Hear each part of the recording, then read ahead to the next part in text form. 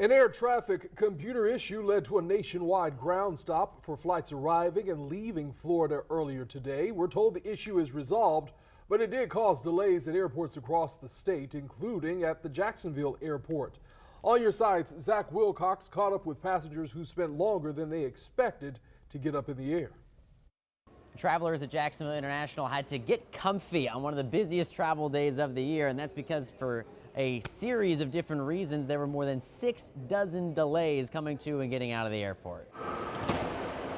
My trip was delightful. I came to see my mom over here for the holidays. Michael Vasquez and his 2 daughters made it to Jacksonville from Seattle without any issues. In fact, they caught their connecting flight in Chicago right before the winter storm shut it down.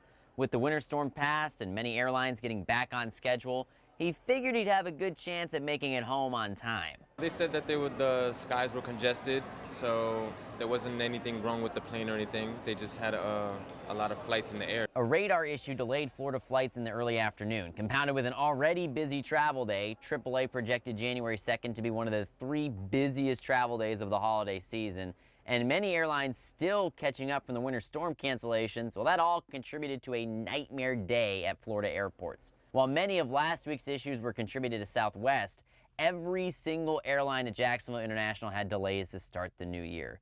The delays were worse early in the day and tapered off a bit toward the evening, meaning not every traveler had to spend a whole day at the airport. Everything's been smooth. Southwest was on maybe about an hour late on Saturday, but compared to everybody else this holiday season, I was blessed.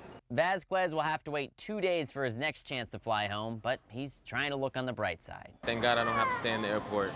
At least I get to go back to see my mom and spend a little bit more time with her. The FAA reports that a lot of travelers will be taken to the air on Wednesday as well. Even more planes in the air, 44,000 planes, which means that's setting up to be a really busy travel day as well as we try and wrap up this holiday travel season that's been beyond stressful for a lot of folks. At Jacksonville International, Zach Wilcox, First Coast News, on your side.